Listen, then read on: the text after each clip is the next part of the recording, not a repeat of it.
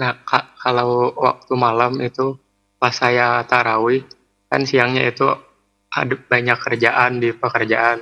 Lalu pas sholat tarawih itu sangat kecapean gitu Bu ya. Pernah pas ketika sholat tarawih itu tertidurnya juga hanya beberapa detik gitu Bu ya.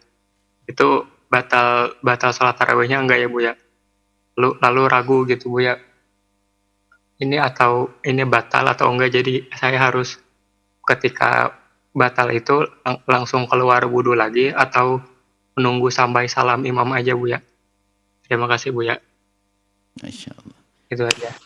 Luar biasa. Ini sebuah contoh. Anda luar biasa, sudah capek, nekat untuk taraweh. Ada orang pengangguran di siang hari, malamnya nggak taraweh. Naudzubillah. Nasib buruk tuh. Baik. Jadi disebutkan kita pendapat yang paling mudah. Ada yang mengatakan tidur itu sendiri karena hilang akal, mengatakan dianggap puasanya adalah menjadi sholatnya jadi batal. Akan tapi bukan itu yang kita ambil. Pendapat yang kuat, yang bisa dipakai dan mudah bagi Anda, bicara kepada yang membatalkan wudhu. Tidur tidak membatalkan wudhu. Maka di saat tidur dalam sholat, selagi dengan cara yang tidak membatalkan wudhu, maka sholat tidak batal.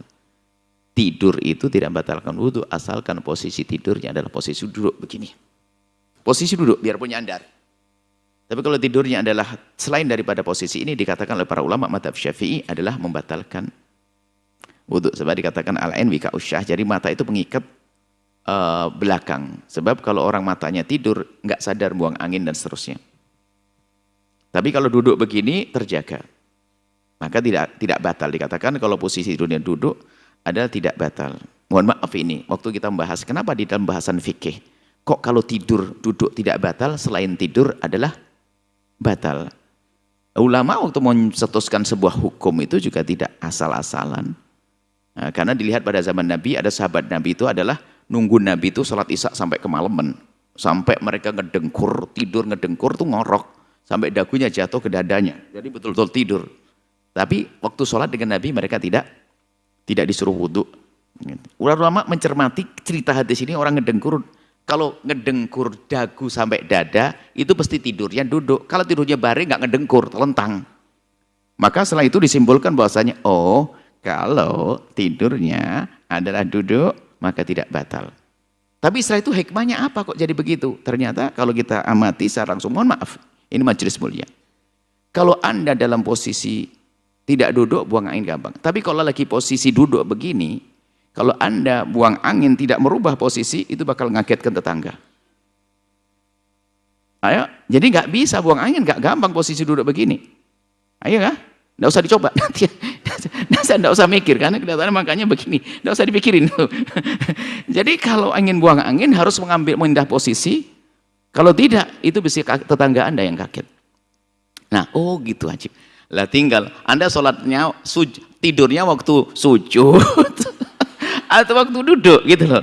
Kalau tidur Anda waktu sujud ya batal sholat Anda karena wudhu Anda batal, atau waktu berdiri batal. Tapi kalau Anda waktu tasyahud, ya itulah dikatakan oleh sebagian atau banyak kan ulama mengatakan tidak batal.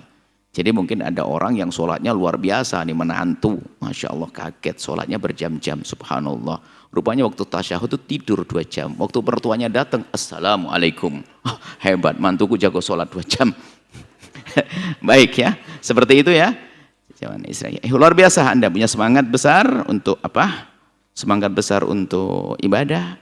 Dan akan tapi sebaik-baik ibadah adalah dalam keadaan Anda tidak ngantuk. Kalau mengantuknya berat sekali, Anda istirahat. Daripada Anda berdoa yang semula mendoakan diri menjadi mengutuk diri. Atau daripada Anda nanti jatuh tersungkur. Karena ada yang jatuh tersungkur, ya istirahat dulu. Tapi dengan jaminan waktu istirahat nanti Anda bisa melakukan ibadah setelah selesai istirahat. Baik, ini saja, Allah alam.